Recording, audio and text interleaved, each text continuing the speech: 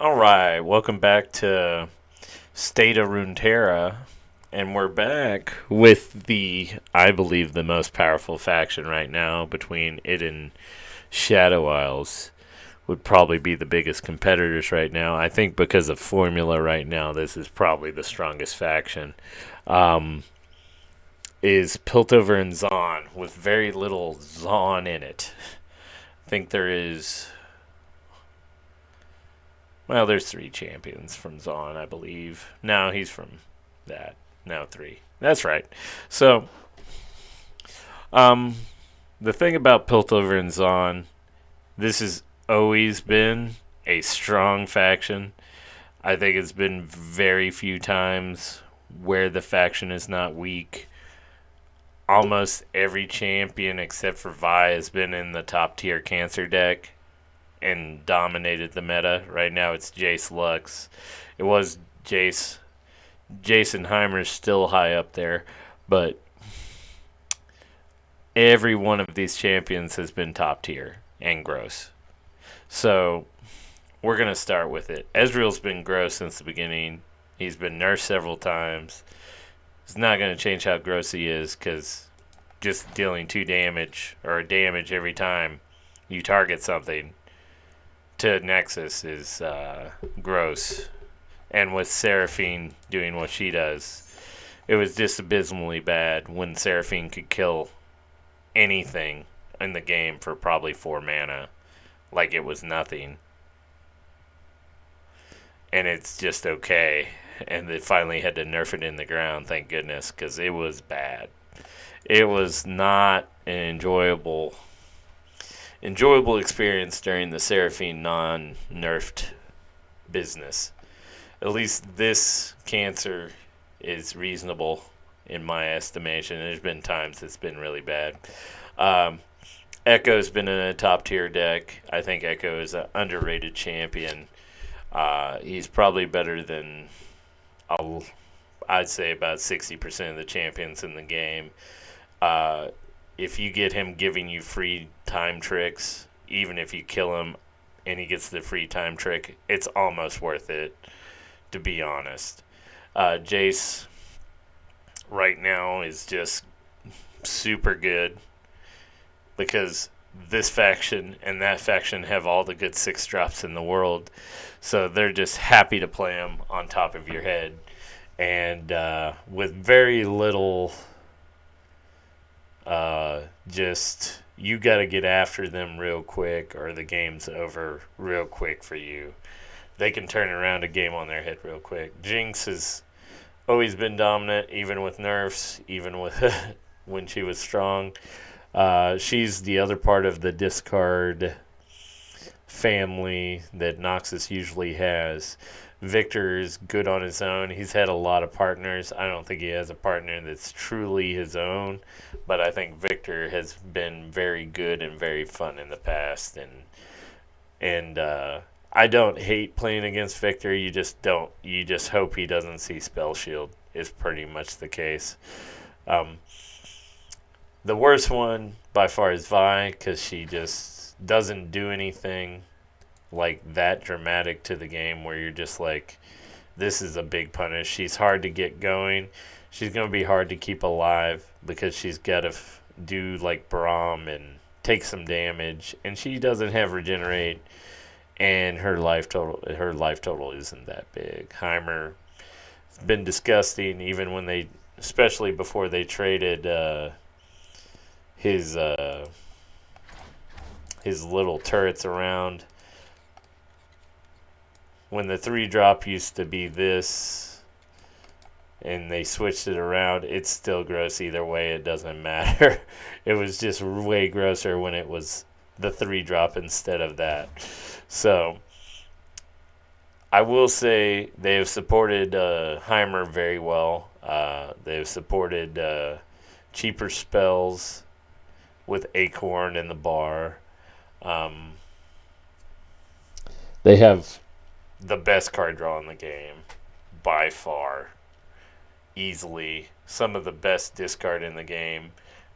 They're kind of the faction that helps a lot of this meme stuff and a lot of other stuff function. Like Shurima Piltover Zuan is put together in about 3 different ways in the past, and will continue to be, because they both have predict, and they're both doing that stuff, and with like feline and things of that nature, it's going to stay that way. And depending on what rotates, that's probably still going to be a strong deck. So they are also good at getting themselves spells for free, whether it's like free damage. Um, Reggie is god dang. He too good for 2 mana. He better than the Demacia one, I'll tell you that. But they're just very good at doing the drawing, getting through your deck, and they also have the printer, like half of the printer or all the printer, like making copies of stuff in your deck, making copies of stuff outside of your deck. That's kind of who they are. They have a bunch of good combat tricks. They can kill anything in the game. And they can produce this out of their Telstone, which is also... Telstones are... Some of the Telstones suck. Theirs is great. So, things that are bad in this are still good. They're just not what I would say playable in that way. This girl doesn't get played at all. I think she's fantastic. The Elnook for that. Aloof Traveler's in here too, so that's going to be a problem if they start copying or figuring out how to do that. You have the Evil K that makes cheaper copies put in your deck if you have it in hand, which is fantastic. They have some nice creatures with big butts for what they are. Also, they do a lot of damage better than Freljord because they just do it to you, not to them. So, I think the real deal of this faction is it just keeps getting better draw and spells, and they just keep getting better. Like, deal 6 damage, obliterate something instead. That's the dream right there, This spell is third turn is pretty devastating most times. 3 to one, 3 to another. There's not many things you're not gonna kill, let alone making spells that are dope, playing spells that are dope. Like, she used to be dominant when you started, and now she's just a footnote because you don't even want to throw away those spells anymore. And you kind of don't need it because you deal with things much better than back then. So, in general, this is the faction that doesn't get enough disrespect on it. Probably because you have to play it way more than you would something of Ionia. Because Ionia only supports like making copies in the like ephemeral status, making a copy that's going to die or something like that. Where this faction just makes copies and has good card draw and damage and has interesting tricks that are harder to deal with than most. And I just have to say,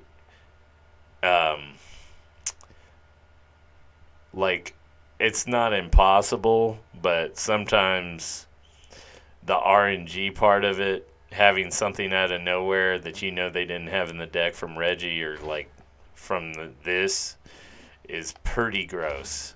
So it can be a very frustrating faction to play against. It can be a really fulfilling faction to play with because people are making stuff, doing stuff. They already have good draw. They already get rewarded for drawing, and getting mana for free. So, in general, I think it's a fun faction. It's a strong faction. It supports, I would say, everyone in this faction well, because you want to draw cards because of the boons. You want to draw cards because probably Jay's getting started. You want to draw cards that have more of that for supporting him to getting going off. Jinx is like the only one, but you might want to draw cards after you flip her and get rid of your hand. So, I mean, in general, there's just these decks are just once they get going, it's hard to stop, and they're just going to be strong, and you have to deal with stuff, and they're going to play another creature and another champion and another follower, and they're going to have some answers, and they're just once they get over top of you, it's pretty hard. But if you can get to them early, they're not going to stop you too hard, to be honest. They're going to stop you in a mid-range style, not so much like a control style. So if you can get past that or have a strategy for that, that's how you beat Piltover. Anyway, what I hope to see in the future is a little more, I would say, away champions that are fun, that aren't with more playability around them. Because if Heimer's going off with the turrets and 6-drop spells, you're losing. Like, Echo's a little more fair than some of them. He's not quite as fair as some of them. He's definitely just benefiting from all the good spells that have been made. And I think he's a little more fair. She can be a little more fair. She can also be abysmal if she's discarding her hands and doing 3 damage because of her rockets. Like to you, that's pretty hard to deal with turn 5 or whatnot. So, or turn 4. So, just in that case, I would just like to see. I don't mind you having a powerful spell faction. I do mind you making it impossible to play the game where there's only like 3 decks viable, and this faction has a hard time of not making that meta not exist.